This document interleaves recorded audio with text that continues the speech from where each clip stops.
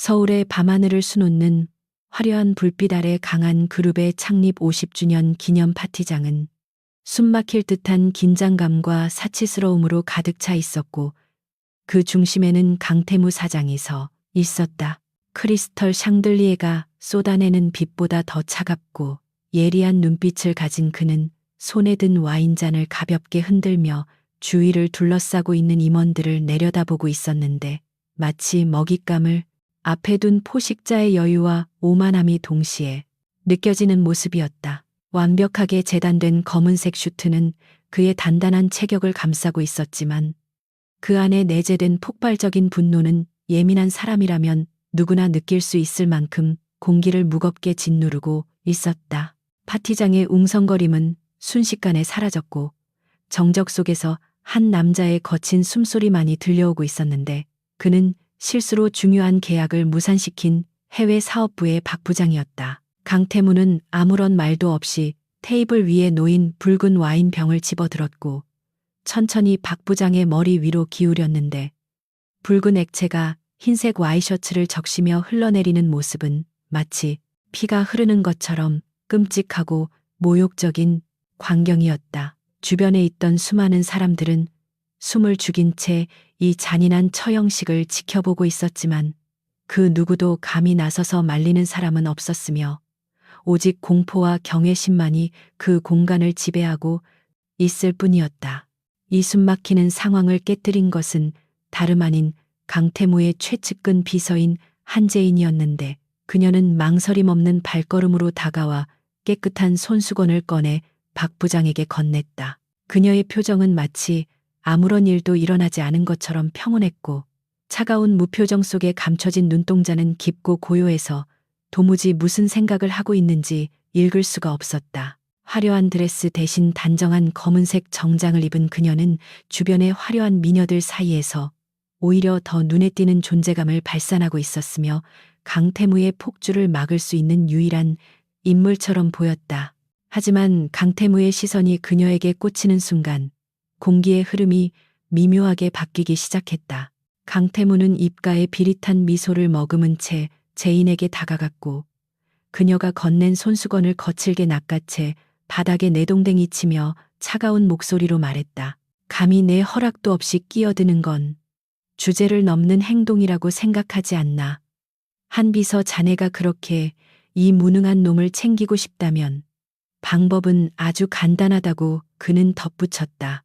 그는 자신의 구두 끝에 묻은 와인 자국을 가리키며 지금 당장 무릎을 꿇고 내 구두를 핥아서 깨끗하게 만든다면 이 멍청한 놈의 실수를 없던 일로 해주겠다고 제안했는데 그것은 명백히 그녀의 인간적 존엄성을 짓밟으려는 악의적인 의도였다.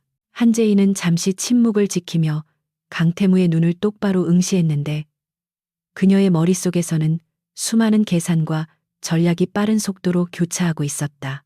지난 3년 동안 그녀는 자신의 진짜 정체인 기업 리스크 관리 전문가이자 잠입 수사관으로서의 신분을 철저히 숨기고 이 오만한 폭군 곁에서 그림자처럼 지내왔다. 그녀는 그동안 수많은 모욕을 참아왔지만 오늘 강태무가 보여준 행동은 인간으로서 지켜야 할 최소한의 선을 넘은 것이었고 더 이상 참고 견디는 것은 자신의 원칙에 어긋나는 일이라고 판단했다. 그녀의 손끝이 미세하게 떨리는 듯 하더니 이내 단단하게 쥐어졌고 결심이 선 듯한 눈빛이 번뜩였다.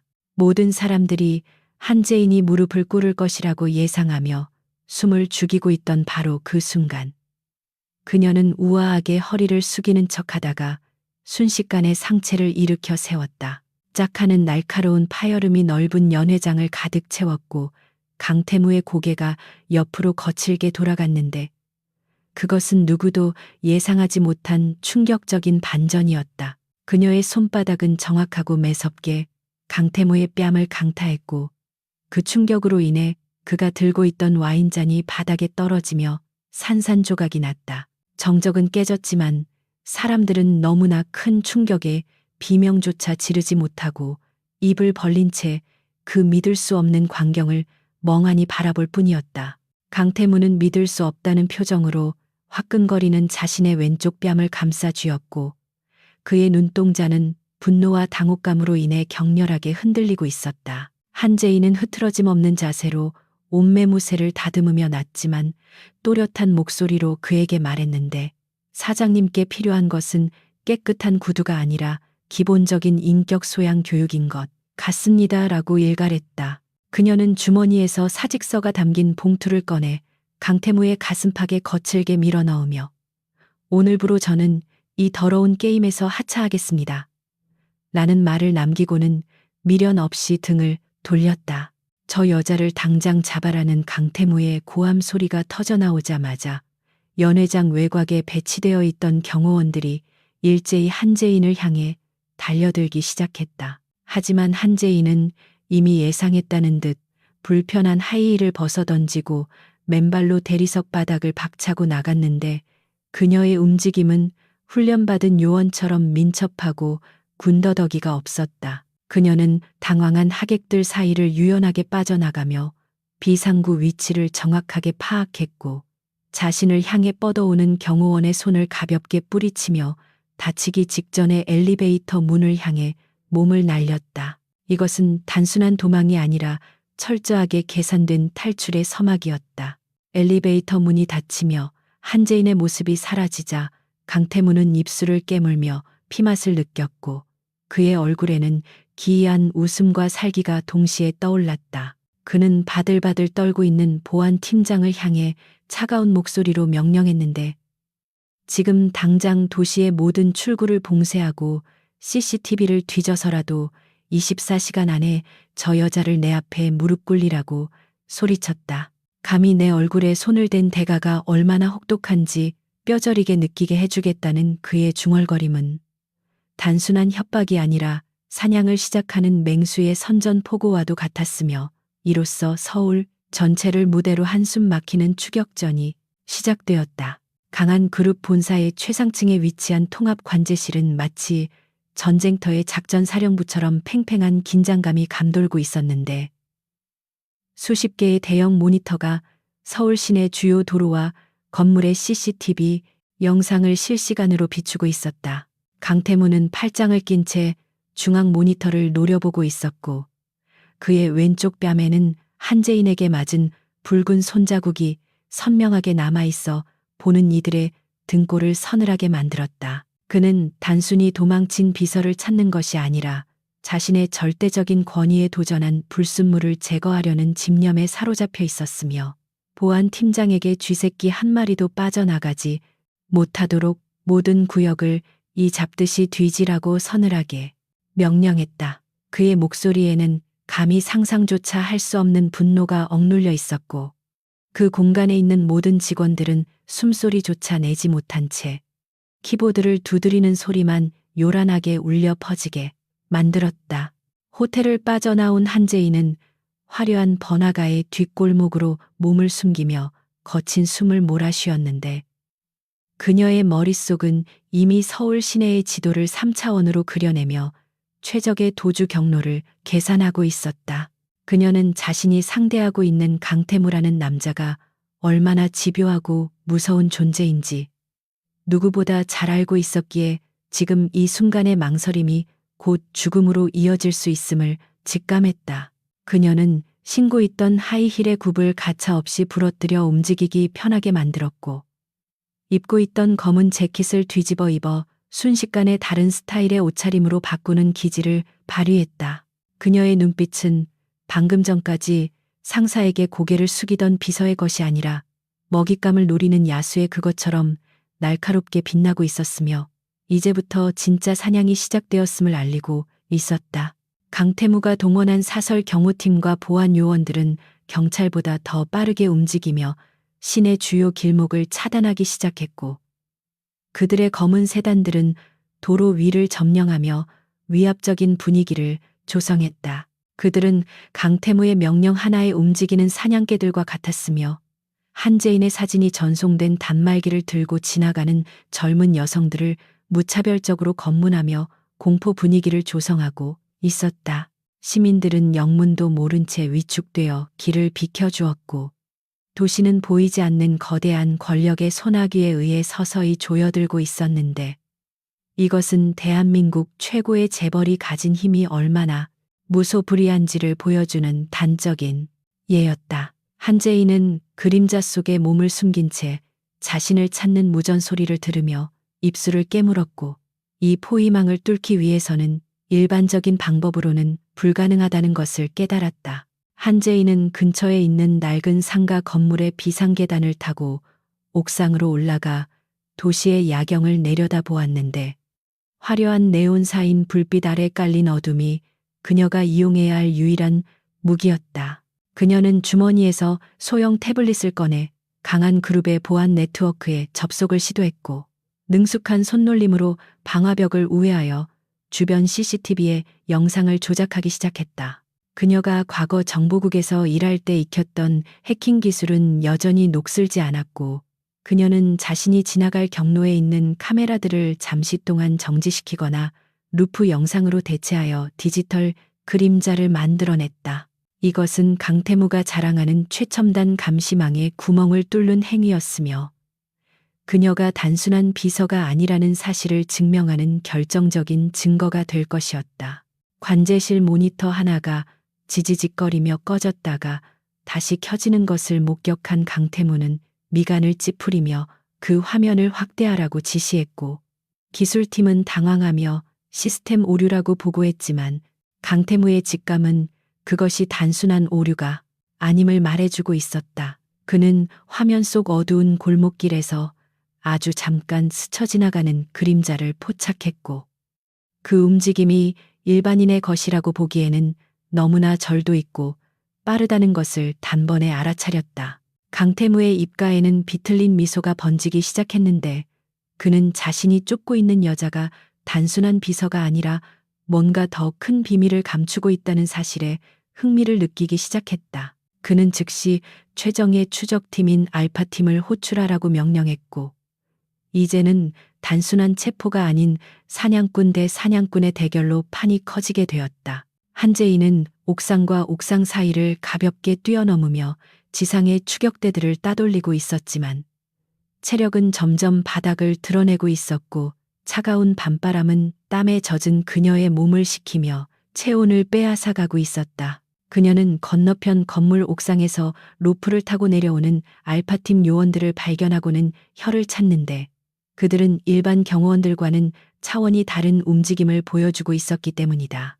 그녀는 옥상 구조물 뒤에 몸을 숨기고 주변을 살피다가 버려진 철근 조각을 손에 쥐었는데, 비무장 상태인 지금 그녀가 믿을 수 있는 것은 오직 자신의 전투 본능뿐이었다. 요원들이 포위망을 좁혀오자 그녀는 연막탄 대신 옥상에 쌓여있던 낡은 페인트통을 걷어차 시야를 가렸고, 그 틈을 타 요원의 명치를 가격하고 무기를 탈취하는 과감한 행동을 감행했다. 격렬한 육탄전이 벌어진 옥상은 순식간에 아수라장으로 변했고, 한재인은 덩치 큰 요원 2명을 상대로 전혀 밀리지 않는 무술 실력을 보여주며 그들을 제압해 나갔다. 그녀의 타격은 정확하고 치명적이었으며, 상대의 힘을 역이용하는 유도 기술과 급소를 노리는 타격기는 그녀가 얼마나 고도로 훈련된 살상병기인지를 여실히 보여주었다. 하지만 수적으로 불리한 상황에서 시간을 끄는 것은 자살 행위나 다름없었기에 그녀는 쓰러진 요원의 무전기를 밟아 부수고는 옆 건물의 배수관을 타고 미끄러지듯 지상으로 탈출했다. 그녀의 옷은 찢어지고 얼굴에는 생채기가 났지만 눈빛만은 더욱 형형하게 빛나고 있었고, 그녀는 어둠 속으로 다시 사라지며 자신의 존재를 지워버렸다. 보고를 받은 강태무는 책상을 주먹으로 내리치며 분노를 표출했는데, 감히 자신의 정예 요원들이 일개 비서 한 명에게 당했다는 사실을 도저히 받아들일 수 없었기 때문이다. 그는 한재인의 인사기록 카드를 다시 한번 훑어보았지만 그곳에는 평범한 학력과 경력만이 적혀 있을 뿐, 그녀의 무술 실력이나 해킹 능력에 대한 언급은 전혀 찾아볼 수 없었다. 그는 자신이 지난 3년 동안 곁에 두고 있던 여자가 사실은 가면을 쓴 낯선 타인일지도 모른다는 생각에 배신감과 함께 기묘한 전율을 느꼈다. 그는 모든 요원들에게 발포 허가를 내리지는 않았지만 생포가 힘들다면 다리를 부러뜨려서라도 데려오라고 명령 수위를 높였고, 이제 이 추격전은 피를 보지 않고는 끝나지 않을 것임을 예고했다. 한재인은 혼잡한 지하철역 공중 화장실에 숨어들어 거울 속에 비친 자신의 몰골을 바라보았는데, 헝클어진 머리카락과 피 묻은 입술은 더 이상 단아했던 비서 한재인의 모습이 아니었다. 그녀는 찬물로 얼굴을 씻어내며 정신을 차리려 애썼지만 극심한 피로와 긴장감이 그녀의 발목을 잡고 늘어지고 있었다. 그녀가 지금 향해야 할 곳은 강한 그룹의 비리가 담긴 결정적인 증거가 숨겨져 있는 부두 근처의 낡은 창고였는데, 그곳까지만 가면 판세를 뒤집을 수 있는 카드를 손에 쥐게 될 것이었다. 하지만 그곳으로 가는 길은 강태무가 쳐놓은 거미줄 같은 감시망으로 빽빽하게 채워져 있을 것이 분명했고, 그녀는 목숨을 건 마지막 도박을 해야만 했다. 새벽이 다가오면서 도시는 짙은 안개에 휩싸이기 시작했고, 이것은 한재인에게 있어 천운이나 다름없는 은폐막을 제공해주고 있었다. 그녀는 노숙자가 버리고 간 낡은 코트를 주워 입고 모자를 깊게 눌러 쓴 채 새벽 시장의 인파 속에 섞여 들어갔고, 상인들의 고함 소리와 비린내 나는 생선 냄새는 그녀의 기척을 완벽하게 지워주었다. 그녀는 시장을 가로질러 부두로 향하는 화물 트럭의 짐칸에 몰래 올라탔고, 덜컹거리는 트럭 안에서 잠시나마 휴식을 취하며 다가올 최후의 결전을 준비했다. 트럭이 멀어지는 모습을 CCTV로 지켜보던 강태무는 손가락으로 화면의 한 지점을 가리키며 모든 병력을 부두로 집결시키라고 명령했고, 그의 눈은 이제 사냥감을 구석으로 몰아넣은 포식자의 확신으로 가득 차 있었다. 인천 앞바다의 짠내와 기름 냄새가 뒤섞인 항구의 밤 공기는 폐부 깊숙이 스며들며 지친 한재인의 감각을 날카롭게 깨우고 있었는데, 그녀는 화물 트럭의 짐칸에서 뛰어내려 컨테이너 박스들이 미로처럼 쌓여있는 야적장 사이로 몸을 숨겼다. 새벽 3시의 항구는 거대한 기계 괴물들이 잠들어 있는 듯한 기괴한 정적에 휩싸여 있었고, 간간이 들려오는 파도 소리와 멀리서 울리는 백고동 소리만이 이곳이 살아있는 공간임을 알리고 있었다. 제인은 욱신거리는 발목의 통증을 애써 무시하며 어둠에 익숙해진 눈으로 주변을 살폈고, 그녀가 목표로 하는 3번 창고는 녹슨 철문이 반쯤 열린 채 마치 거대한 입을 벌리고 그녀를 기다리는 듯한 불길한 형상을 하고 있었다. 그녀는 입고 있던 낡은 코트에 깃을 세우며 차가운 밤바람을 막아보려 했지만, 뼛속까지 파고드는 한기는 단순히 날씨 탓만은 아니라는 것을 본능적으로 느끼고 있었다. 3번 창고는 강한 그룹이 공식적으로는 사용하지 않는 폐기된 자재 창고였지만, 실상은 비자금 조성과 불법 거래의 증거들이 거쳐가는 비밀스러운 경유지라는 것을 제인은 오랜 조사 끝에 알아냈다. 그녀는 쥐 죽은 듯 조용한 창고 내부로 미끄러지듯 들어갔고, 퀴퀴한 먼지 냄새와 오래된 곰팡이 냄새가 코를 찌르는 가운데 거대한 나무 상자들 사이를 신중하게 이동했다. 그녀의 심장은 귓가에서 쿵쿵거리며 요동치고 있었지만 호흡만은 일정하게 유지하며 자신의 존재를 철저히 지우고 있었는데, 이는 그녀가 수년간 훈련받은 결과이자 생존을 위한 처절한 몸부림이었다. 그녀는 창고 구석에 방치된 지게차의 운전석 아래를 더듬어 녹슨 철판 뒤에 교묘하게 숨겨져 있던 작은 금속 케이스를 찾아냈고, 그 차가운 감촉이 손끝에 닿는 순간 안도의 한숨이 새어나왔다. 케이스 안에는 강태무의 숙부인 강진철 부회장이 경쟁사와 결탁하여 회사의 기밀을 빼돌리고 주가를 조작한 결정적인 증거가 담긴 초소형 메모리 칩이 들어있었는데, 이것만 있으면 강태무의 오만한 콧대를 꺾는 것은 물론이고 그룹 전체의 지배 구조를 뒤흔들 수 있는 강력한 무기가 될 수 있었다. 제인은 떨리는 손으로 칩을 확인하고 주머니 깊숙이 갈무리하며 이제 이곳을 빠져나갈 루트를 머릿속으로 시뮬레이션하기 시작했다. 하지만 그녀가 몸을 돌려 출구를 향해 첫 발을 내딛는 순간 창고의 높은 천장에 설치되어 있던 수십 개의 고강도 조명이 일제히 켜지며 어둠을 순식간에 집어삼켰다. 눈을 뜰 수 없을 만큼 강력한 빛의 홍수 속에서 제이는 본능적으로 팔을 들어 눈을 가렸고 그녀의 그림자는 길게 늘어지며 도간에 든 쥐의 형상을 하고 있었다. 창고의 거대한 철문이 굉음을 내며 닫히기 시작했고 사방에서 무장한 경호원들이 쏟아져 들어와 제인을 포위망 안에 가두었는데 그들의 움직임은 기계처럼 정확하고 빈틈이 없었다. 그들은 총기 대신 진압봉과 전기 충격기를 들고 있었지만 그 위압감은 실탄을 장전한 군인들 못지 않았으며 제인은 자신이 함정에 빠졌음을 깨닫고 입술을 깨물었다. 그녀가 숨을 고르며 포위망의 허점을 찾으려 애쓰는 사이 경호원들의 벽이 갈라지며 또각또각 구두굽 소리가 텅 빈 창고 안에 울려 퍼지기 시작했다. 그 소리는 마치 사형 선고를 내리는 재판관의 망치 소리처럼 규칙적이고 냉혹하게 들려왔으며 제인은 그 발소리의 주인이 누구인지 보지 않아도 알 수 있었다. 강태무는 완벽하게 손질된 머리와 먼지 하나 없는 최고급 슈트 차림으로 나타나 제인을 내려다보았는데 그의 모습은 더럽고 찢어진 옷을 입은 제인과 극명한 대조를 이루며 잔인할 만큼 우아해 보였다. 그는 천천히 박수를 치며 비릿한 미소를 지었는데 그 미소에는 도망친 노예를 다시 잡아들인 주인의 오만함과 예상보다 끈질긴 사냥감에 대한 흥미가 뒤섞여 있었다. 한 비서안이 정체불명의 산업 스파이라고 불러야 하나 자네의 숨바꼭질 실력은 꽤 인상적이었어 라고 그가 입을 열었다. 그의 목소리는 부드러웠지만 그 안에 담긴 살기는 주변의 공기를 얼어붙게 만들었고 경호원들조차 긴장하여 마른 침을 삼킬 정도였다. 그는 손짓으로 경호원들을 물러나게 하고는 제인에게 한 걸음 더 다가갔다. 제인은 뒷걸음질 치지 않고 강태무를 똑바로 응시하며 주머니 속에 칩을 꽉 쥐었는데 그녀의 눈빛은 두려움 대신 결기로 타오르고 있었다. 사장님의 칭찬을 들으니 몸둘 바를 모르겠군요. 하지만 이 게임의 승자는 아직 정해지지 않았습니다. 라고 그녀는 차분하게 대꾸했다.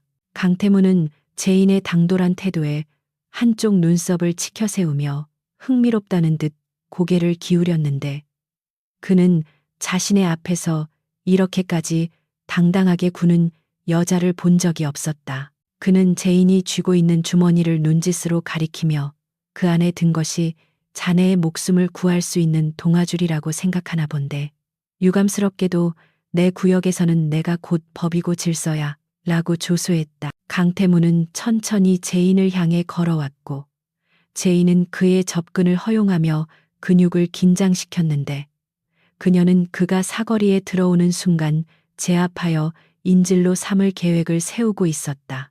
하지만 강태무는 그녀의 의도를 간파했다는 듯 갑자기 멈춰서서 손가락을 튕겼고 그 순간 창고의 2층 난간에서 대기하고 있던 저격수들의 레이저 포인터가 제인의 이마와 심장을 정확하게 겨냥했다.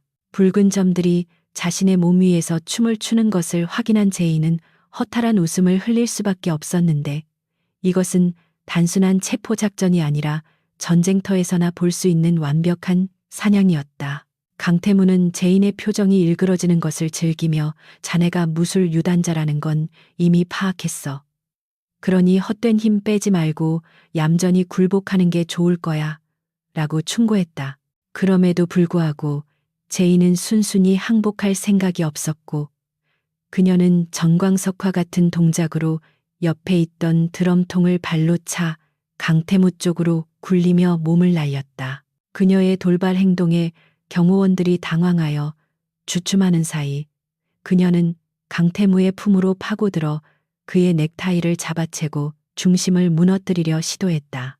찰나의 순간 두 사람의 몸이 엉키며 거친 숨소리가 교차했고 강태무의 눈동자에 당혹감이 스치는 것을 제인은 놓치지 않았다. 하지만 강태무 역시 호락호락한 상대가 아니어서 그는 제인의 손목을 낚아채 비틀며 반사적으로 그녀의 다리를 걸어 넘어뜨렸다. 쿵 하는 소리와 함께 제인은 차가운 시멘트 바닥에 내동댕이 쳐졌고 그 충격으로 주머니에 있던 메모리칩이 튕겨져 나갔다.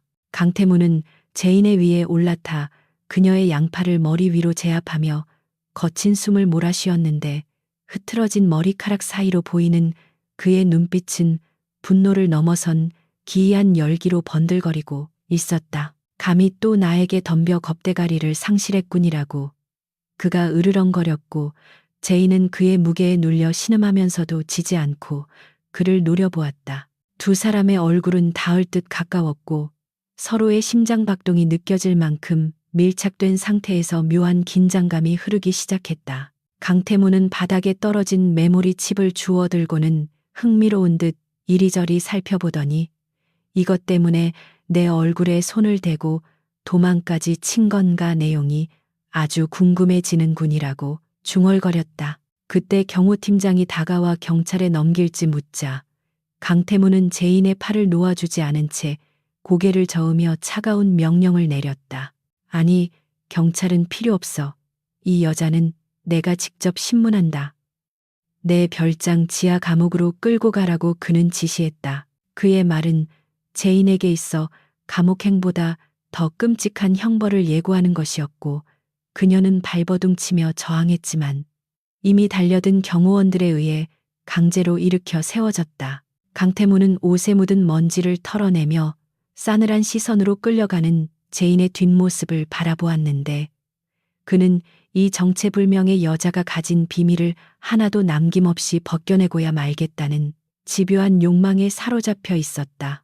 제인은 검은색 벤에 태워지며 창밖으로 멀어지는 항구의 불빛을 바라보았는데 24시간 동안의 숨막히는 추격전은 결국 그녀의 패배로 끝이 났지만 그녀의 눈빛은 여전히 죽지 않고 살아 있었다. 강태무가 자신을 경찰에 넘기지 않은 것은 그 역시 숨기고 싶은 비밀이 있다는 증거였고 제인은 이 점을 역이용해 새로운 기회를 만들 수 있을 것이라 판단했다. 그녀의 머릿속은 이미 다음 단계를 구상하고 있었지만 당장 눈앞에 닥친 강태무와의 독대라는 시련은 그녀의 인생 최대의 위기가 될 것이 분명했다.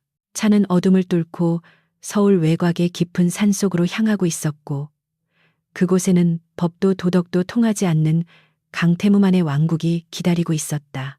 별장으로 향하는 차 안에서 강태무는 옆자리에 앉은 제인을 곁눈질로 훔쳐보았는데 수갑을 찬 손목과 헝클어진 모습에도 불구하고 그녀에게서 뿜어져 나오는 고고한 기품은 그를 더욱 자극했다. 그는 태어나서 단 한 번도 무언가를 갈망해 본 적이 없었지만 지금 이 순간만큼은 저 여자의 오만한 눈빛을 꺾고 자신을 숭배하게 만들고 싶다는 강렬한 소유욕을 느꼈다. 그는 창밖을 응시하며 나지막이 혼잣말처럼 중얼거렸는데 사냥은 끝났지만 조련은 이제부터 시작이야. 한재인 각오하는 게 좋을 거야 라고 말했다. 제인은 그 말에 대꾸하지 않고 눈을 감았지만 그녀의 꽉 쥔 주먹은 하얗게 질려 있었고 두 사람 사이에 보이지 않는 전쟁은 이제 제이막을 향해 치닫고 있었다. 서울 도심에서 한참 떨어진 깊은 산속 깎아지른 듯한 절벽 위에 세워진 강태무의 개인 별장은 마치 중세시대의 요새처럼 고립되어 있었고 쏟아지기 시작한 빗줄기는 그곳을 더욱 음산하고 비밀스러운 공간으로 만들고 있었다. 검은색 벤이 육중한 철문을 통과해 지하 주차장에 멈춰 서자 제인은 경호원들의 감시 속에 차에서 내렸는데 그녀의 발목은 욱신거렸고 온몸은 젖은 옷 때문에 덜덜 떨리고 있었다. 하지만 그녀는 허리를 꼿꼿이 세우고 주위를 둘러보았는데 회색빛 콘크리트와 차가운 금속으로 이루어진 별장의 내부는 주인의 성격을 그대로 반영하듯 화려하지만 온기가 전혀 느껴지지 않는 공간이었다. 그녀는 마치 초대받은 손님처럼 정중하게 그러나 강압적으로 2층의 서재로 안내되었고 육중한 마호가니 문이 등 뒤에서 잠기는 소리를 들으며 비로소 자신이 완벽하게 갇혔음을 실감했다. 서재는 웬만한 아파트 전체 크기보다 넓었으며 벽면을 가득 채운 책들과 고가의 미술품들은 강태무의 재력을 과시하고 있었지만 제인의 눈에는 그저 감옥의 장식품으로 보일 뿐이었다. 그녀는 젖은 코트를 벗어 의자에 걸어두고 벽난로 앞에 서서 불길을 쬐며 차갑게 식은 몸을 녹였는데 타닥타닥 타오르는 장작 소리가 불안한 마음을 조금이나마 진정시켜 주었다. 잠시 후 욕실 쪽 문이 열리며 샤워를 마친 강태무가 가운 차림으로 나타났는데 물기가 채 마르지 않은 머리카락과 풀어헤친 가운 사이로 드러난 탄탄한 근육은 위협적이면서도 묘한 남성미를 풍기고 있었다. 그는 한 손에 와인잔을 들고 다른 한 손에는 제인에게서 빼앗은 메모리 칩을 쥔 채 소파에 비스듬히 앉아 그녀를 응시했다. 강태무는 제인에게 앉으라는 손짓을 했고 제인이 맞은편 소파에 앉자 그는 탁자 위에 메모리 칩을 던지듯 내려놓으며 차가운 목소리로 신문을 시작했다. 도대체 정체가 뭐야? 단순한 산업 스파이라고 하기엔 자네의 능력이 너무 아깝고 경쟁사에서 보낸 암살자라고 하기엔 너무 요란하게 움직였어. 라고 그는 날카롭게 지적했다. 제인은 테이블 위에 놓인 칩을 바라보며 담담하게 대답했는데 저는 사장님의 적이 아니라 오히려 강한 그룹을 지키려는 사람이라고 말하면 믿으시겠습니까? 라고 반문했다. 강태무는 코웃음을 치며 와인을 한 모금 삼키더니 내 뺨을 때리고 도망친 여자가 나를 지키려 했다니. 지나가던 개가 웃을 소리군. 당장 사실대로 말하지 않으면 이 방에서 살아서 나갈 생각은 하지 않는 게 좋아라고 위협했다. 제인은 깊은 한숨을 내쉬며 젖은 머리카락을 뒤로 넘겼고 그녀의 눈빛은 진지하게 변했는데 이제는 숨바꼭질을 끝내고 진실을 마주해야 할 시간임을 직감했기 때문이다. 그녀는 천천히 입을 열어 강진철 부회장이 경쟁사인 태산그룹과 비밀리에 접촉하여 강한 그룹의 핵심 기술을 넘기고 주가를 조작해 사장님을 해임하려는 계획을 세우고 있다고 폭로했다. 그녀의 말에 강태무의 눈썹이 꿈틀거렸지만 그는 여전히 의심의 눈초리를 거두지 않았고 증거도 없이 내 혈육을 모함하는 건가? 그 대가는 목숨으로 치러야 할 거야 라고 으르렁거렸다. 제인은 턱으로 메모리 칩을 가리키며 그 안에 모든 증거가 있습니다. 강 부회장의 차명 계좌 내역과 태산그룹과의 이면 계약서, 그리고 사장님을 함정에 빠뜨릴 조작된 횡령, 자료까지 모두 들어있죠. 라고 단호하게 말했다.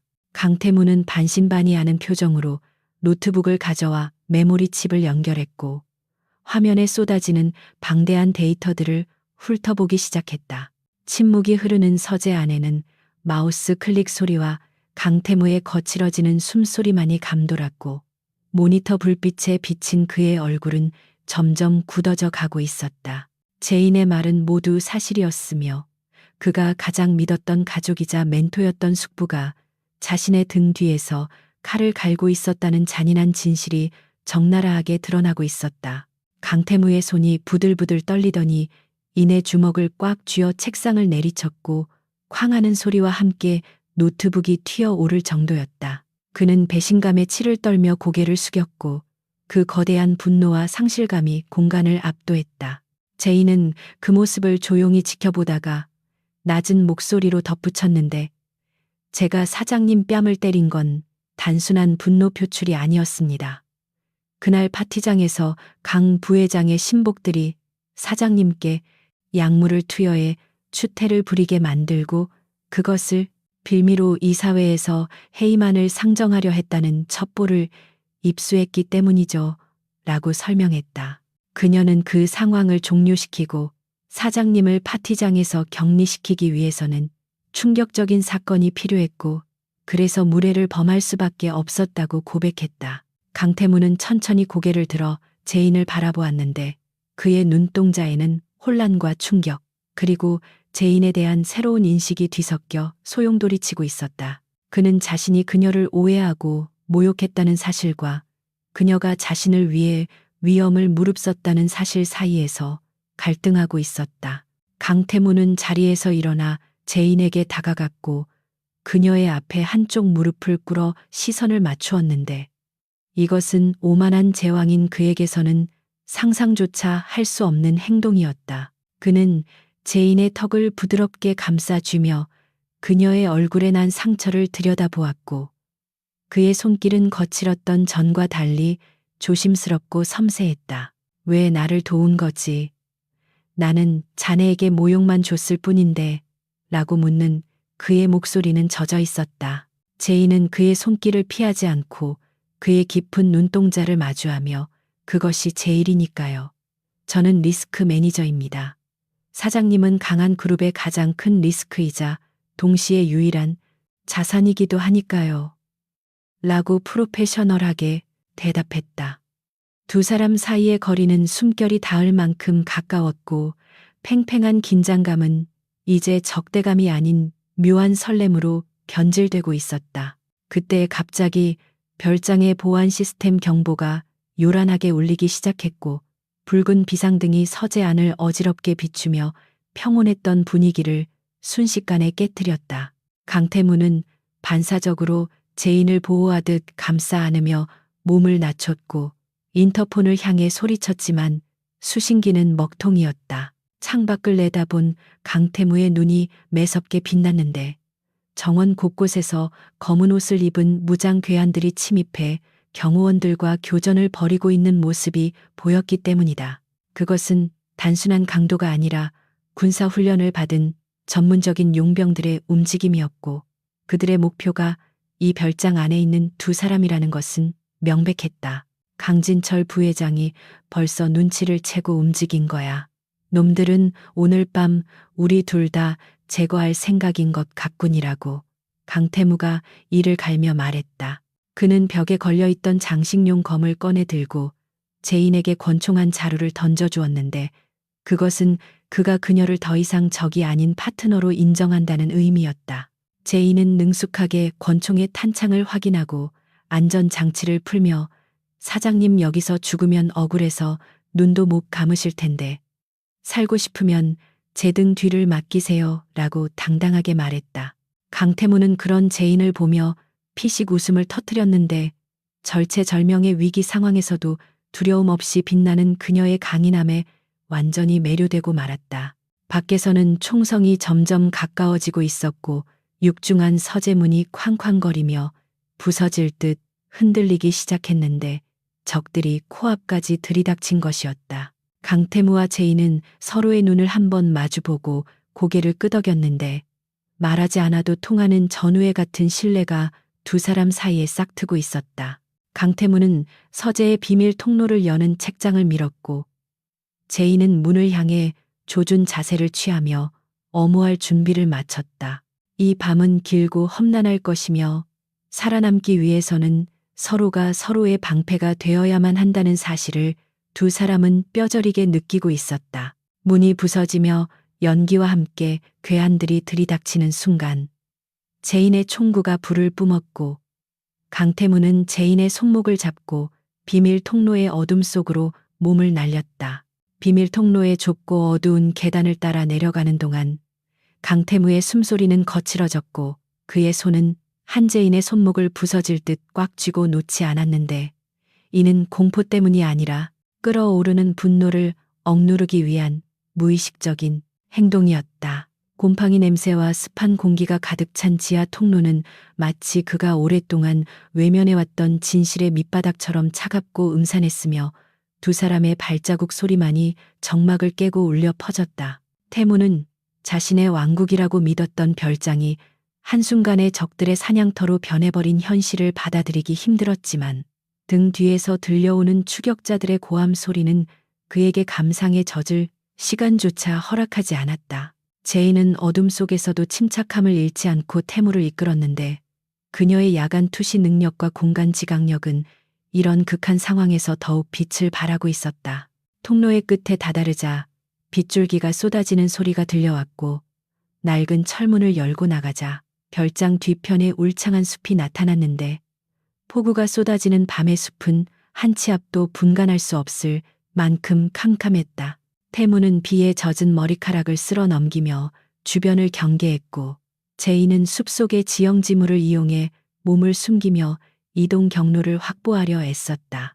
하지만 그들이 숲으로 발을 내디디려는 순간 덤불 속에 매복해 있던 검은 그림자들이 튀어나와 그들을 에워쌌고, 놈들은 이미 비밀 통로의 출구까지 파악하고 있었던 치밀함을 보여주었다. 비명 같은 천둥 소리와 함께 번개가 내리꽂혔고, 그 찰나의 빛 속에서 태무는 놈들의 손에 들린 서슬퍼런 칼날과 소음기가 부착된 권총을 똑똑히 목격했다. 제인은 망설임 없이 선제 공격을 감행했는데, 그녀는 가장 가까이 있던 용병의 팔을 낚아채 꺾으며 그의 총을 빼앗아 들었고, 동시에 태무를 자신의 등 뒤로 밀쳐 보호하려 했다. 탕하는 둔탁한 소음과 함께 용병 하나가 쓰러졌지만, 나머지 적들은 당황하지 않고 포위망을 좁혀오며 맹렬하게 반격해왔다. 태무 역시 가만히 당하고만 있을 위인이 아니었기에 그는 바닥에 떨어져 있던 굵은 나뭇가지를 집어들고 달려드는 적의 명치를 가격하며 야수처럼 싸우기 시작했다.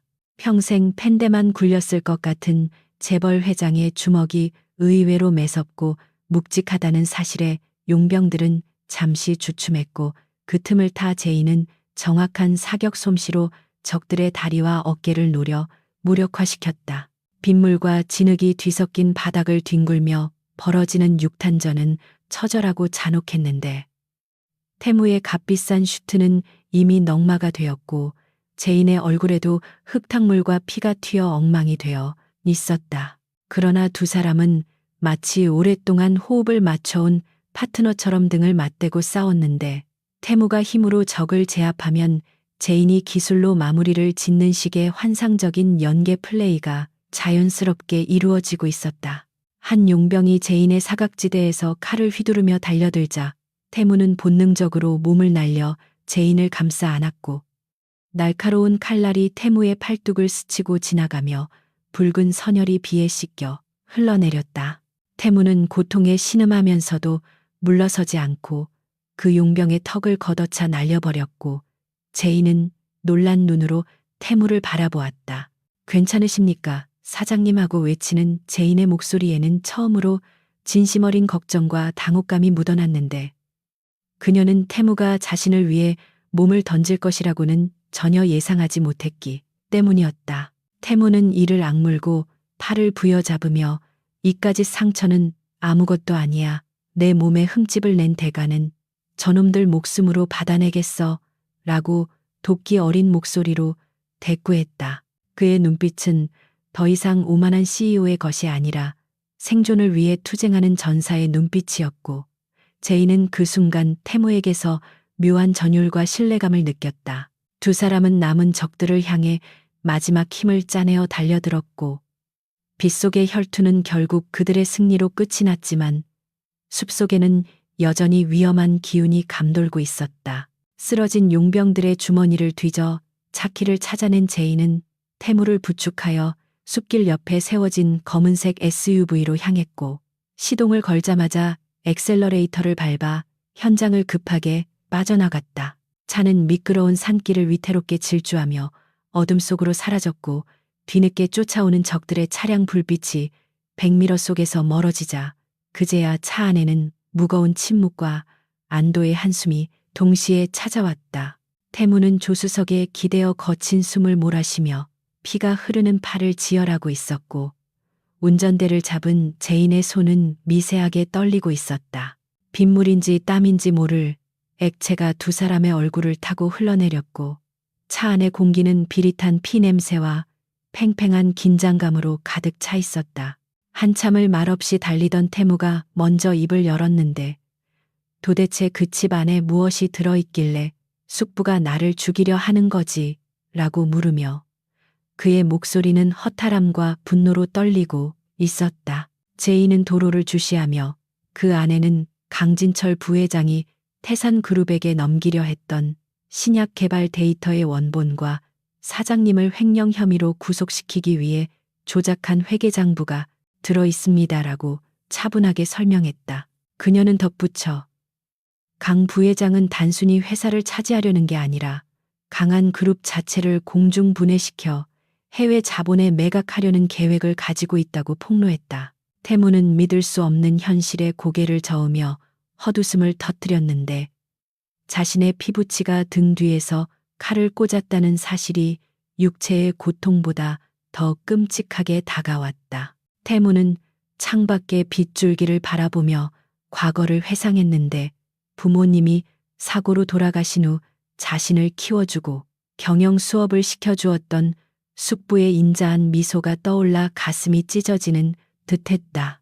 그는 자신이 그동안 얼마나 어리석고 맹목적으로 사람을 믿었는지 뼈저리게 후회했고 그 배신감은 이내 차가운 복수심으로 바뀌어 그의 심장을 얼어붙게 만들었다.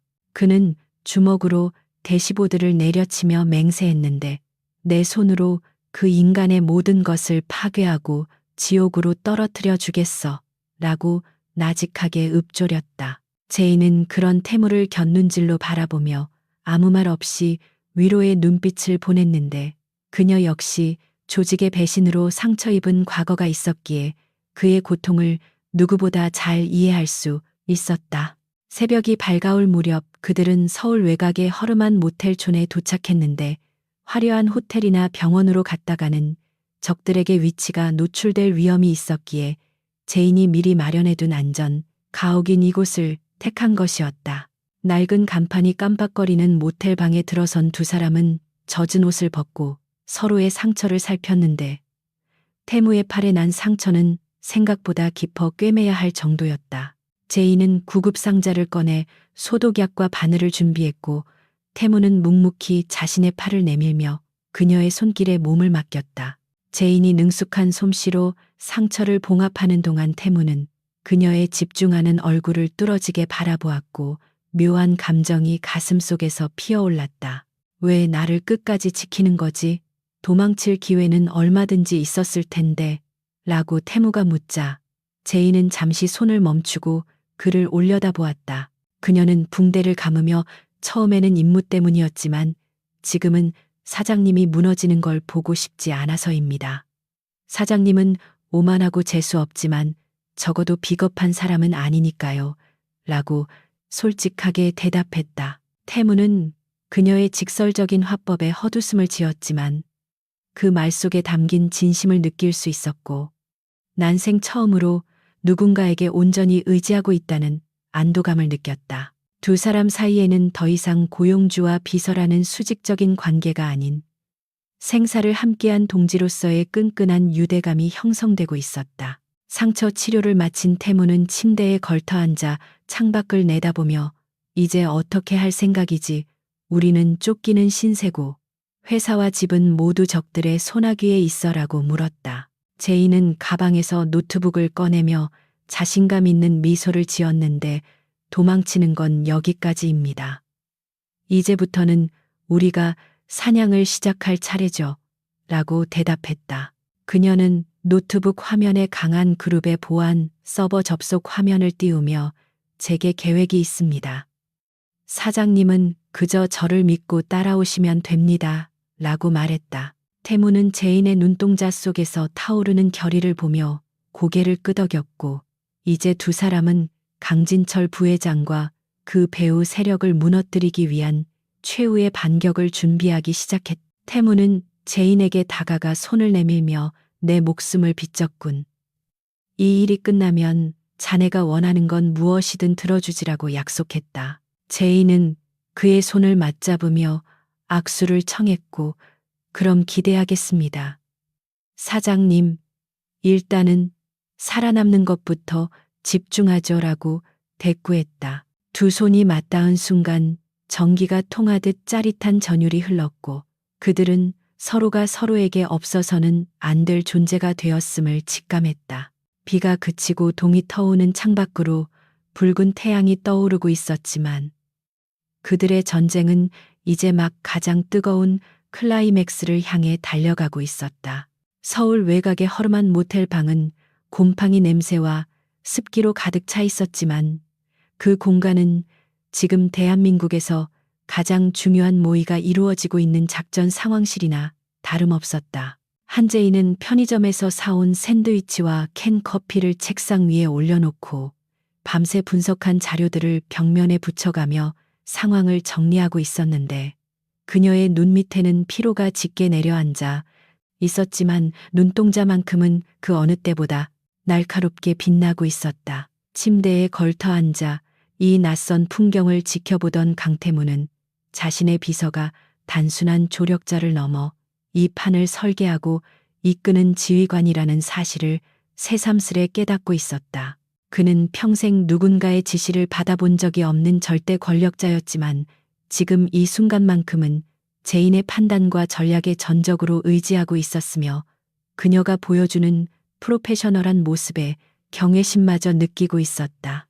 제인은 노트북 화면을 가리키며 현재 상황을 브리핑하기 시작했는데 강진철 부회장이 오늘 오전 10시에 긴급 이사회를 소집했다는 뉴스가 속보로 뜨고 있었다. 강 부회장은 강태무 사장이 건강상의 이유와 불미스러운 스캔들로 인해 경영 일선에서 물러나 요양 중이라고 거짓 발표를 했으며 오늘 이사회를 통해 사장 해임안과 자신의 회장 취임 승인건을 동시에 처리하려 하고 있었다. 제인은 이것이 우리가 기다리던 기회라고 설명하며 적들이 승리에 도취해 방심하고 있을 때 가장 화려하고 충격적인 방법으로 복귀해야 한다고 강조했다. 그녀의 계획은 단순한 진실 규명을 넘어 강한 그룹의 부패한 환부를 완전히 도려내는 대수술을 예고하고 있었다. 하지만 태무는 여전히 의구심을 가지고 있었는데 현재 본사는 강 부회장의 사설 경호팀과 매수된 보안 요원들에 의해 철통같이 봉쇄되어 있어 개미 새끼 한 마리도 들어갈 수 없는 상태였기 때문이었다. 그는 팔짱을 끼고 미간을 찌푸리며 정문으로 당당하게 들어가는 것은 불가능하고 그렇다고 헬기를 띄울 수도 없는 상황에서 어떻게 회의장에 진입할 생각이냐고 물었다. 제인은 입가에 여유로운 미소를 띠며 강한 그룹 본사 설계도면을 화면에 띄웠는데 그곳에는 태무조차 모르고 있던 지하 환기구와 연결된 비상 통로가 표시되어 있었다. 그녀는 이것은 건물을 설계할 당시 보안 책임자가 만약의 사태를 대비해 만들어둔 고스트 루트라며 이 길을 통해 회의장 바로 옆 대기실까지 잠입할 수 있다고 설명했다. 작전 계획이 수립되자 두 사람은 잠시 휴식을 취하며 늦은 아침 식사를 시작했는데 태무는 태어나서 처음 먹어보는 편의점 도시락을 신기한 듯 바라보며 젓가락질을 했다. 제인은 그런 태무의 모습이 묘하게 인간적으로 느껴져 피식 웃음을 터뜨렸는데 천하의 강태무 사장이 3,000원짜리 도시락을 먹으며 진지한 표정을 짓고 있는 광경은 코미디가 따로 없었기 때문이었다. 태무는 제인의 시선을 느끼고 헛기침을 하며 맛이 있어서 먹는 게 아니라 전투 식량으로 섭취하는 것뿐이라고 변명했지만 젓가락질은 멈추지 않았다. 이 짧은 평화 속에서 두 사람은 서로의 취향과 사소한 습관들을 발견하며 보이지 않는 벽을 허물고 있었고 극한의 상황이 만들어낸 동질감은 서서히 애틋한 감정으로 발전하고 있었다. 식사를 마친 후 제인은 가방에서 미리 준비해둔 옷과 변장 도구들을 꺼냈는데 그녀는 태무에게 낡은 작업복과 모자를 건네며 청소 용역 업체 직원으로 위장해야 한다고 지시했다. 태무는 질색하는 표정을 지으며 내가 이런 걸 입어야 하냐고 항변했지만 제인은 목숨이 걸린 일이라며 단호하게 그를 밀어붙였다. 제인 역시 머리를 질끈 묶고 작업 조끼를 걸쳐 입으며 화려한 미모를 감췄는데 두 사람은 서로의 촌스러운 모습을 보며 장난스러운 농담을 주고받기도 했다. 이 과정에서 태무는 제인의 얼굴에 묻은 얼룩을 손수 닦아주었고 제인은 태무의 옷매무새를 다듬어주며 자연스러운 스킨십을 나누었는데 그 찰나의 순간 두 사람의 시선이 얽히며 묘한 기류가 흘렀다. 출발 시간이 다가오자 모텔 방 안의 공기는 다시 무겁게 가라앉았고 두 사람은 마지막으로 장비를 점검하며 마음의 준비를 했다. 제인은 태무에게 초소형 도청 장치와 위치 추적기를 건네며 만약의 사태에 대비해 서로의 위치를 실시간으로 공유해야 한다고 당부했다. 태무는 제인의 손을 잡고 그녀의 눈을 똑바로 응시하며 약속 하나만 해. 무슨 일이 있어도 내 곁에서 떨어지지 않겠다고. 내 등 뒤는 자네만이 지킬 수 있으니까라고 진지하게 말했다. 제이는 그의 뜨거운 손길과 진심 어린 눈빛에 가슴이 울리는 것을 느끼며 고개를 끄덕였고 사장님이 왕좌를 되찾으시는 그 순간까지 그림자처럼 붙어 있겠다고 맹세했다. 두 사람은 모텔을 나와 렌트한 낡은 트럭에 올랐고 서울 도심을 향해 질주하기 시작했는데 차창 밖으로 보이는 강한 그룹의 본사 빌딩은 거대한 성처럼 위압적으로 솟아 있었다. 태무는 운전대를 잡은 손에 힘을 주며 저 건물 꼭대기에서 나를 비웃고 있을 숙부의 얼굴을 떠올렸고 분노가 치밀어 오르는 것을 억누르기 위해 심호흡을 했다. 제이는 옆에서 태무의 어깨에 손을 올리며 침착하세요. 감정에 휘둘리면 지는 겁니다. 우리는 지금 복수가 아니라 정의를 실현하러 가는 겁니다. 라고 조언했다. 그녀의 차분한 목소리는 태무의 흔들리는 마음을 단단하게 잡아주는 꽹과 같았고 태무는 다시 한번 냉철한 이성을 되찾을 수 있었다. 트럭은 검문소를 피해 건물 뒤편의 화물 하역장으로 진입했고 제이는 미리 해킹해둔 출입증으로 보안 게이트를 무사히 통과했다. 지하 주차장의 어둠 속에서 두 사람은 트럭에서 내려 작업복 차림으로 청소 카트를 밀며 엘리베이터로 향했는데 주변의 직원들은 그들을 그저 청소부로 여기고 아무런 의심도 하지 않았다. 엘리베이터 안에서 태무는 거울에 비친 자신의 모습을 보며 쓴웃음을 지었지만 그의 눈빛만은 그 어느 때보다 강렬한 카리스마를 뿜어내고 있었다. 제이는 CCTV의 사각지대를 정확하게 파악하며 이동 경로를 지시했고 두 사람은 마치 유령처럼 건물 내부 깊숙이 침투해 들어갔다. 마침내 그들은 이사회가 열리고 있는 20층 대회의실 근처 비품실에 도착했고 그곳에서 재빨리 작업복을 벗어던지고 미리 준비해둔 정장으로 갈아입었다. 태무는 구겨진 셔츠를 펴고 넥타이를 매며 다시 완벽한 CEO의 모습으로 돌아왔고 제인 역시 단정한 비서의 모습으로 변신했다. 하지만 그들의 눈빛과 분위기는 예전과는 확연히 달랐는데 그것은 죽음의 문턱을 넘어온 생존자들만이 가질 수 있는 도끼와 압도적인 아우라였다. 태무는 제인에게 준비됐냐고 물었고 제인은 태블릿 PC를 들어 보이며 모든 증거 자료가 방송 송출 준비를 마쳤다고 자신있게 대답했다. 대회의실 문 너머로 강진철 부회장의 연설 소리가 희미하게 들려왔는데 그는 태무의 경영 실패를 조목조목 비판하며 자신의 회장 취임 당위성을 역설하고 있었다. 태무는 문고리를 잡고 잠시 멈칫했지만 제인이 그의 손 위에 자신의 손을 겹치며 용기를 북돋아 주자 거침없이 문을 열어젖혔다. 쾅 하는 소리와 함께 육중한 문이 열리며 두 사람이 회의장 안으로 걸어 들어갔고 장내의 모든 시선이 그들에게 쏠렸다. 죽은 줄 알았던 혹은 도망친 줄 알았던 강태무 사장이 멀쩡한 모습으로 그것도 그를 공격했던 장본인이라 여겨졌던 한재인 비서와 함께 나타나자 회의장은 순식간에 충격과 공포의 도가니로 변했다. 강진철 부회장은 마치 귀신을 본 듯 하얗게 질린 얼굴로 뒷걸음질 쳤고 그의 측근들은 당황하여 어쩔 줄을 몰라 했다. 태무는 여유로운 발걸음으로 단상을 향해 걸어가며 마이크를 잡았고 그의 목소리는 회의장 전체를 울리며 좌중을 압도했다. 내 장례식 예행 연습이라도 하고 계셨던 겁니까? 숙부님 유감스럽게도 저는 아주 건강하게 살아서 돌아왔습니다. 라고 그는 비꼬듯 말했다. 제이는 태무의 뒤에 서서 빔 프로젝터와 연결된 노트북을 조작하기 시작했고 거대한 스크린에는 강진철이 태산그룹 관계자와 미래를 나누는 영상과 차명 계좌 내역이 적나라하게 펼쳐지기 시작했다. 회의장 내부는 순식간에 아수라장이 되었고 주주들과 이사들은 웅성거리며 강진철을 향해 비난의 화살을 돌리기 시작했다. 강진철은 이건 조작이다, 모함이다라고 소리치며 발악했지만 이미 증거는 너무나 명백했고 실시간으로 송출되고 있는 사내 방송을 통해 전 직원들이 이 광경을 지켜보고 있었다. 태무는 단상에서 내려와 강진철의 앞까지 다가가 그를 내려다보며 차갑게 일갈했다. 당신이 꿈꾸던 왕국은 오늘로 끝입니다. 이제 법의 심판을 받을 시간입니다. 라고. 강진철은 경호원들을 부르려고 소리쳤지만 이미 제인이 사전에 연락해둔 경찰 특공대와 검찰 수사관들이 회의장 안으로 들이닥치고 있었다.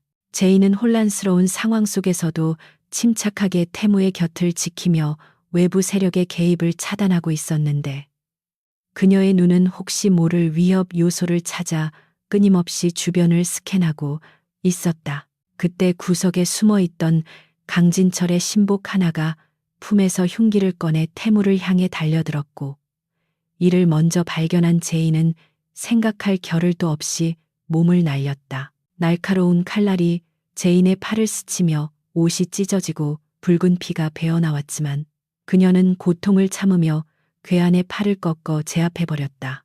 태무는 놀라서 제인을 부축하며 괜찮냐고 소리쳤고 제인은 씩 웃으며 이 정도는 찰과상입니다. 사장님 쇼는 아직 안 끝났잖아요. 라고 안심시켰다. 사태가 진압되고 강진철 부회장과 그 일당들이 수갑을 차고 끌려나가는 모습을 보며 태무는 긴 한숨을 내쉬었다. 그는 다시 마이크를 잡고 혼란에 빠진 임직원들을 향해 고개를 숙여 사과하며 뼈를 깎는 쇄신을 약속했다. 하지만 그의 시선은 연설 내내 팔을 다친 채 서 있는 제인에게 머물러 있었고 그의 눈빛에는 미안함과 고마움 그리고 깊은 애정이 담겨 있었다. 회의가 끝나고 텅 빈 회의장에 남은 두 사람은 서로를 바라보며 말없이 미소를 지었는데 그것은 전쟁에서 승리한 전우들만이 나눌 수 있는 가장 뜨겁고 진한 미소였다. 태무는 제인에게 다가가 다친 팔을 조심스럽게 어루만지며 이제 집에 가자 우리 집으로라고 말했고 그 말 속에는 더 이상 상사나 부하가 아닌 남자와 여자로서의 새로운 시작을 암시하는 의미가 담겨 있었다. 그러나 그들이 회의장을 나서려는 순간 제인의 휴대폰이 진동했고 발신자 표시 제한으로 온 문자 메시지 하나가 그녀의 표정을 굳어지게 만들었다. 게임은 아직 끝나지 않았다. 네가 숨기고 있는 진짜 비밀 강태무가 알면 어떻게 될까? 라는 내용의 메시지는 이 모든 사건의 배후에 강진철보다 더 거대하고 위험한 흑막이 존재함을 암시하고 있었다. 제인은 태무 몰래 휴대폰을 주머니에 넣으며 불안한 눈빛을 감췄지만 그녀의 심장은 다시금 불길하게 요동치기 시작했다. 태무는 제인의 굳은 표정을 눈치채지 못한 채 그녀의 어깨를 감싸 안으며 엘리베이터로 향했고 두 사람의 뒷모습은 창밖으로 쏟아지는 햇살 속에 잠겼지만 그 그림자는 길게 늘어져 다가올 또 다른 폭풍을 예고하고 있었다. 이사회장에서의 극적인 승리가 주는 달콤함은 그리 오래가지 못했는데 제인의 휴대폰으로 전송된 불길한 문자 메시지는 곧이어 현실이 되어 강한 그룹 본사 건물을 거대한 공포의 도가니로 몰아넣기 시작했다. 갑자기 건물 전체의 조명이 붉은색 비상등으로 바뀌며 요란한 사이렌 소리가 울려 퍼졌고 모든 엘리베이터와 비상구의 전자 잠금 장치가 동시에 작동하며 건물을 완벽한 밀실로 만들어버렸다. 승리에 도취해 있던 주주들과 임직원들은 영문도 모른 채 공황 상태에 빠져 비명을 지르며 우왕좌왕했고 대회의실에 남아있던 태무와 제인은 본능적으로 서로의 등을 맞대며 경계, 태세를 갖추었다. 이것은 강진철 부회장의 단순한 발악이 아니라 그와 결탁했던 더 거대하고 위험한 세력이 증거, 인멸과 입막음을 위해 실행한 플랜 B가 가동된 것이 분명했다. 대회의실에 대형 스크린이 지직거리더니 검은 마스크를 쓴 남자의 모습이 나타났는데 변조된 음성으로 흘러나오는 그의 목소리는 소름 끼치도록 차분하고 냉혹했다. 그는 자신을 태산그룹이 고용한 해결사라고 소개하며 강한그룹의 메인 서버에 저장된 모든 원본 데이터를 삭제하고 자신들이 심어둔 폭발물을 터뜨려 이 건물을 무너뜨리겠다고 협박했다.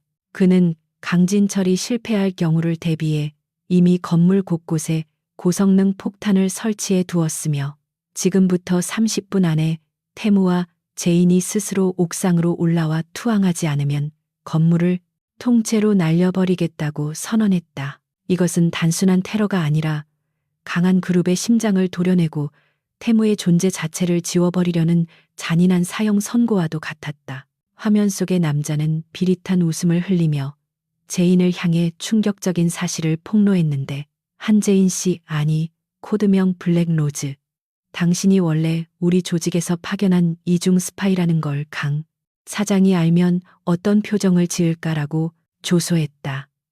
그 말은 마치 날카로운 비수처럼 태무의 가슴에 꽂혔고, 태무는 믿을 수 없다는 표정으로 천천히 고개를 돌려 제인을 바라보았다. 제인은 입술을 깨물며 고개를 숙였는데, 그녀가 처음 강한 그룹에 입사한 것이 사실은 태무의 약점을 캐내어 그를 몰락시키기 위한 산업 스파이로서의 임무였다는 과거가 적나라하게 드러나는 순간이었다.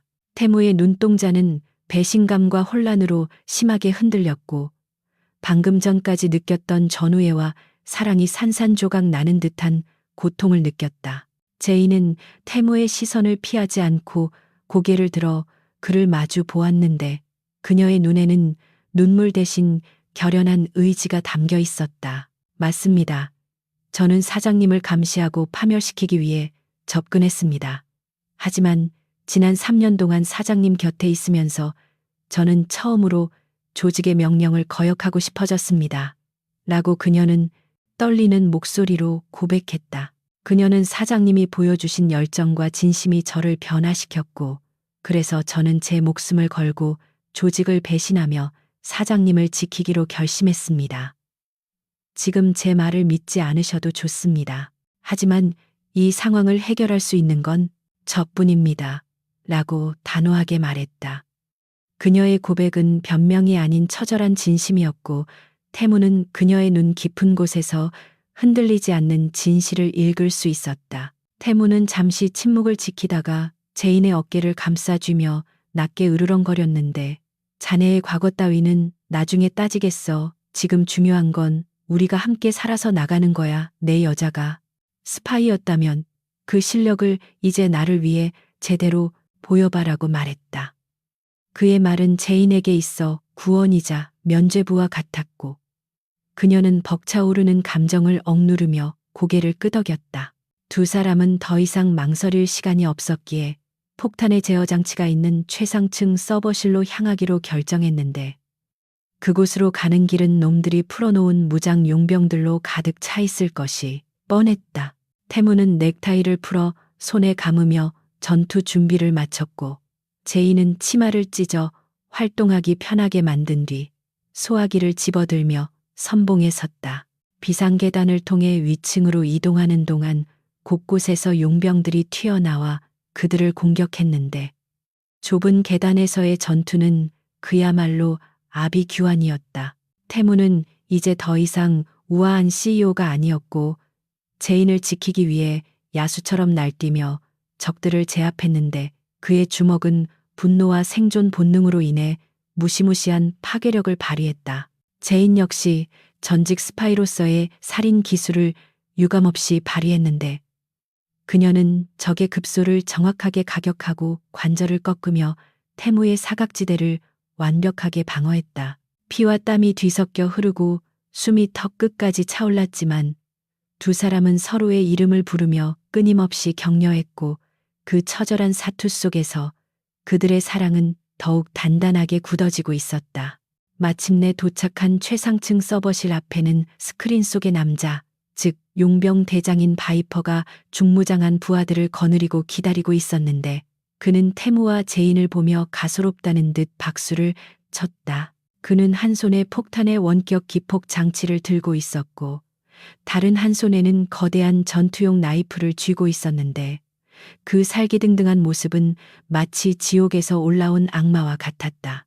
바이퍼는 제인에게 배신자의 최후가 어떤지 보여주겠다며 달려들었고, 태무는 그런 바이퍼의 앞을 가로막으며 정면 승부를 걸었다. 좁은 복도에서 벌어진 최후의 결전은 숨 막히는 긴장감 속에 진행되었고, 칼날이 부딪히는 소리와 둔탁한 타격음만이 공기를 갈랐다. 바이퍼의 전투력은 상상을 초월했는데 그는 태무의 공격을 가볍게 피하며 예리한 칼날로 태무의 옆구리와 허벅지를 베어버렸다. 태무가 고통에 신음하며 주춤하는 사이 바이퍼는 태무의 목을 조르며 벽으로 밀어붙였고 태무의 얼굴은 점점 붉게 충혈되어 갔다. 제이는 소리를 지르며 바이퍼에게 달려들었지만 부하들이 쏜 테이저건에 맞아 바닥에 쓰러지고 말았다.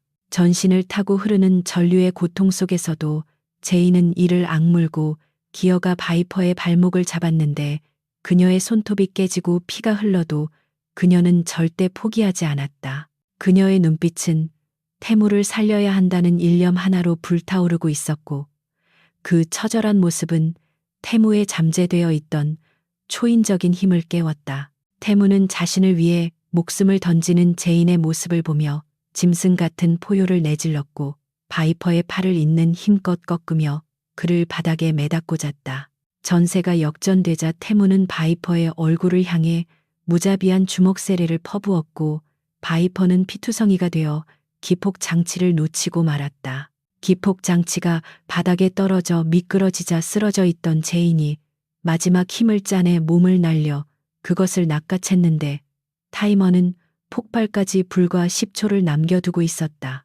제인은 복잡한 배선들을 떨리는 손으로 조작하며 해제 코드를 입력하기 시작했는데 그녀의 이마에서는 식은땀이 비오듯 쏟아졌고 심장은 터질 듯이 요동쳤다. 5초, 4초, 3초 숫자가 줄어들 때마다 태무는 숨을 죽이고 제인을 지켜보았는데 그는 지금 이 순간 자신의 운명이 온전히 그녀의 손끝에 달려있음을 알고 있었다. 제인은 과거 조직에서 배웠던 폭발물 처리 기술을 기억해내며 마지막 빨간 선을 절단했고 삐 소리와 함께 타이머는 1초를 남기고 멈춰섰다.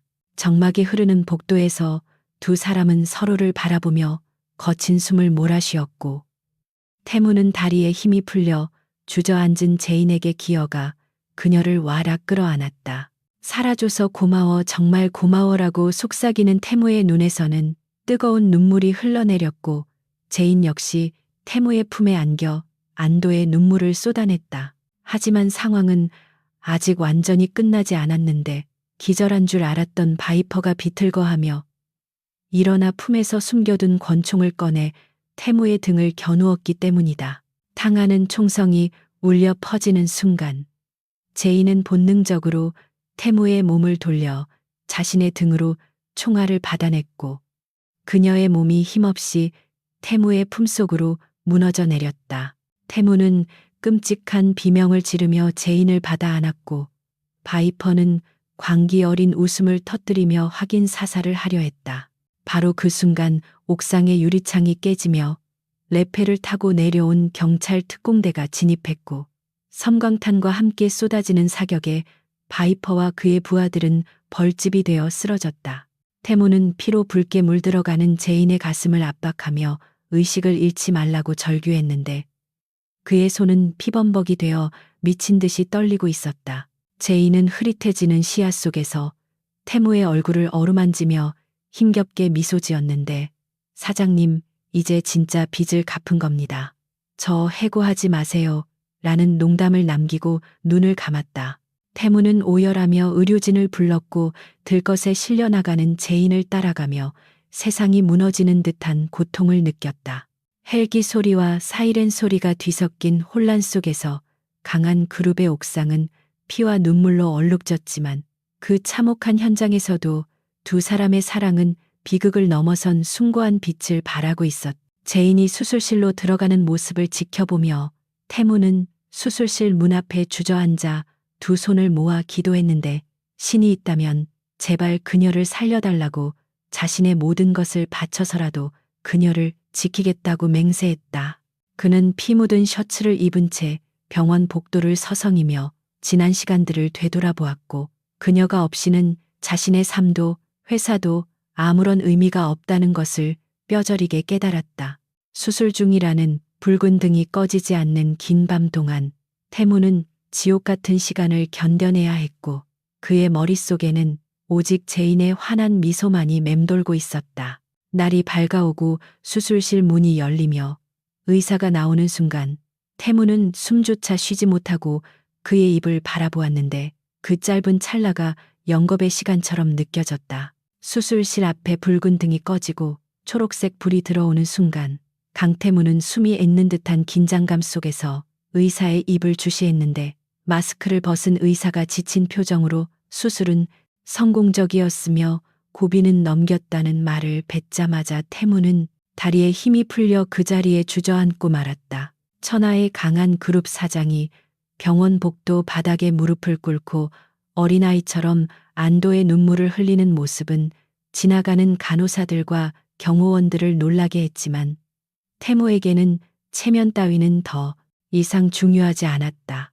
그는 제인이 중환자실로 옮겨지는 것을 확인하고 나서야 비로소 떨리는 손을 진정시킬 수 있었는데 유리창 너머로 보이는 그녀의 창백한 얼굴과 온몸에 연결된 튜브들은 그에게 뼈아픈 죄책감과 동시에 살아있어 주어서 고맙다는 무한한 감사를 느끼게 했다. 그는 맹세코 다시는 그녀를 위험에 빠뜨리지 않겠으며 그녀가 눈을 뜨는 순간까지 단 한 발자국도 곁을 떠나지 않겠다고 다짐하며 병실 앞을 지키는 망부석이 되었다. 일주일이라는 시간은 태무에게 있어 지옥과도 같은 인내의 시간이었는데 그는 회사의 모든 업무를 병실로 가져와 처리하면서도 시선은 항상 제인의 바이탈 모니터에 고정되어 있었다.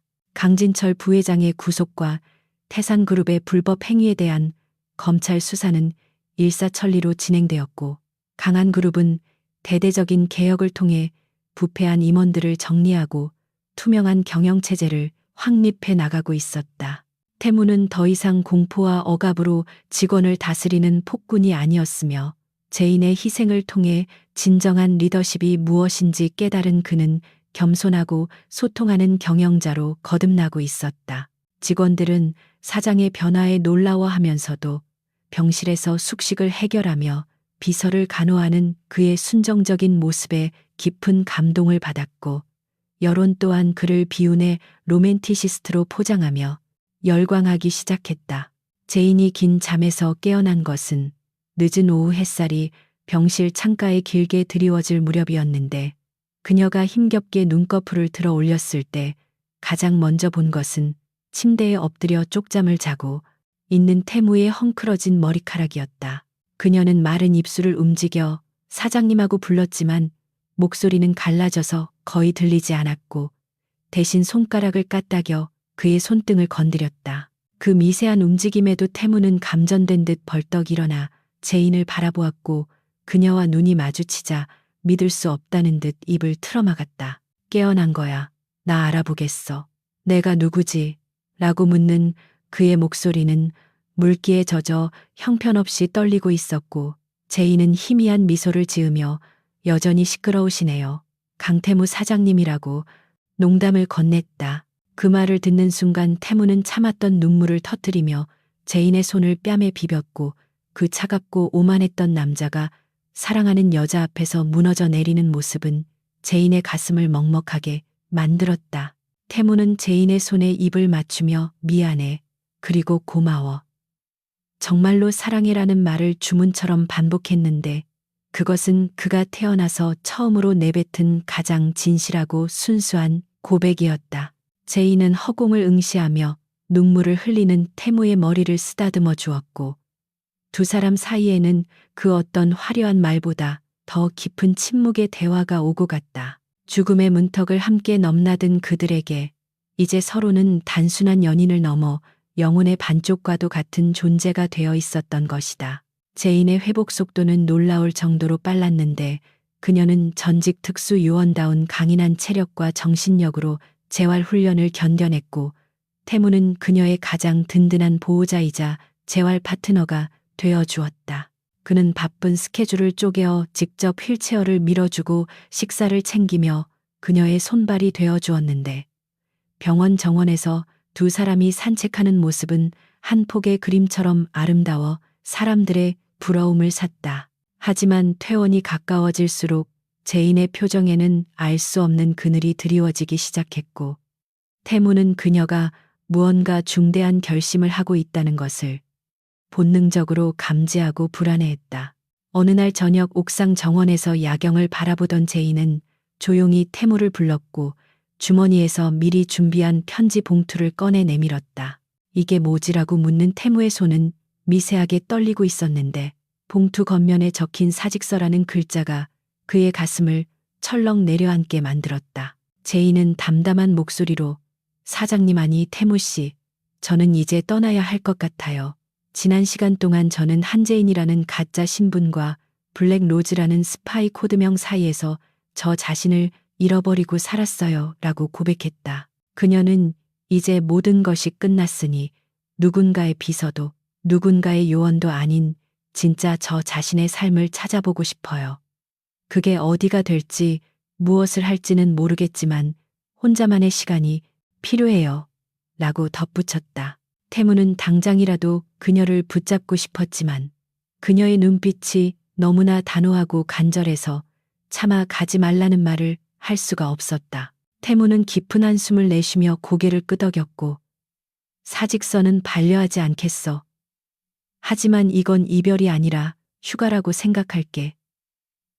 자네가 어디에 있든 내가 반드시 찾아낼 거니까 라고 말했다. 그는 억지로 미소를 지으며 대신 조건이 있어 도망치지는 마, 숨지도 말고 당당하게 세상 밖으로 나가서 자네가 얼마나 멋진 여자인지 증명해. 그리고 내가 다시 고백하러 갈 때까지 기다려라고 덧붙였다. 제이는 눈물을 글썽이며 고개를 끄덕였고 두 사람은 별빛 아래서 애틋한 마지막 키스를 나누었는데 그것은 끝이 아닌 새로운 시작을 약속하는 의식과도 같았다. 다음 날 아침 제인의 병실은 깨끗하게 비워져 있었고 테이블 위에는 태무가 선물했던 목걸이만이 덩그러니 놓여 주인을 기다리고 있었다. 1년이라는 시간이 흐른 뒤 제주도의 한적한 해안가 마을에는 작은 서점 겸 카페가 문을 열어 관광객들 사이에서 입소문을 타고 있었는데 주인장의 커피 솜씨와 책을 고르는 안목이 탁월하다는 소문 때문이었다. 헐렁한 린넨 셔츠에 청바지를 입은 제이는 더 이상 킬힐을 신지도 정장을 입지도 않았지만 화장기 없는 얼굴에서 뿜어져 나오는 자연스러운 아름다움은 그 어느 때보다 빛나고 있었다. 그녀는 창밖으로 보이는 에메랄드빛 바다를 바라보며 커피를 내리고 있었는데 문에 달린 종소리가 딸랑하고 울리며 손님이 들어왔다. 어서 오세요. 라고 밝게 인사하며 고개를 돌린 제인의 눈이 동그랗게 커졌고 들고 있던 행주를 바닥에 떨어뜨리고 말았다.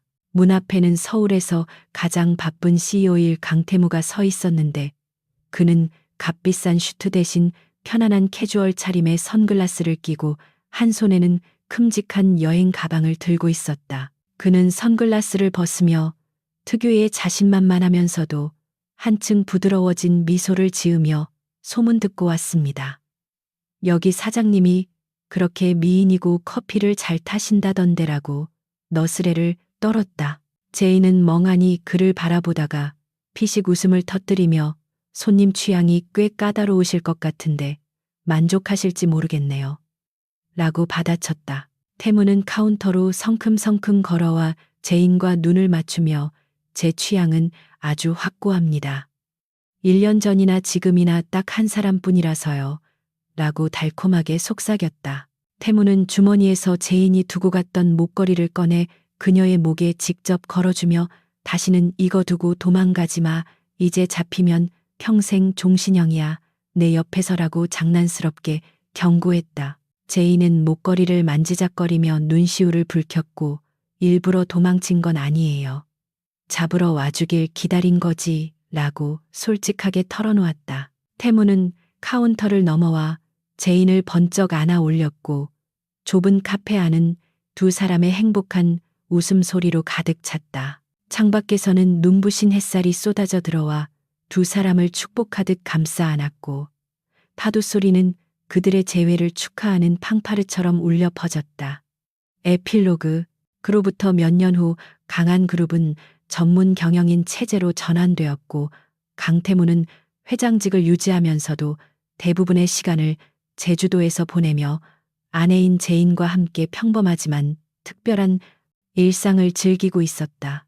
제이는 카페 운영과 함께 첩보 경험을 바탕으로 한 추리 소설을 집필하여 베스트셀러 작가가 되었고, 태무는 그녀의 1호 팬이자 가장 깐깐한 편집자 역할을 자처하고 있었다. 가끔 서울에서 긴급한 호출이 오면 두 사람은 헬기를 타고 날아가 문제를 해결하고는 쿨하게 다시 제주도로 돌아오곤 했는데, 직원들 사이에서 그들은 전설적인 해결사 부부로 불리고 있었다. 어느 날 저녁 노을이 지는 해변을 거닐며 태무는 제인의 손을 잡고 물었다.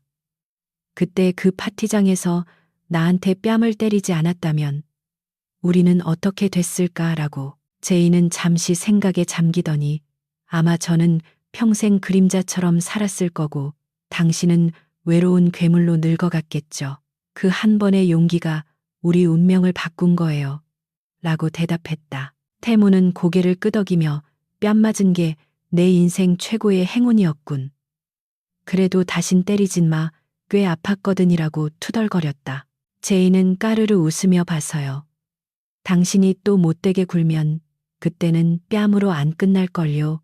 라고 으름장을 놓았다. 두 사람은 서로를 마주보며 환하게 웃었고, 붉게 물든 수평선 너머로 그들의 그림자가 길게 이어져 하나가 되었다. 권력과 암투, 배신과 음모가 난무하던 폭풍우를 지나 마침내 평온한 안식처를 찾은 그들의 사랑은 앞으로도 영원히 계속될 것이었다. 파도가 밀려와 그들의 발자국을 지웠지만 두 사람이 함께 걸어갈 미래는 그 어떤 시련에도 지워지지 않을 만큼 단단하고 찬란하게 빛나고 있었다.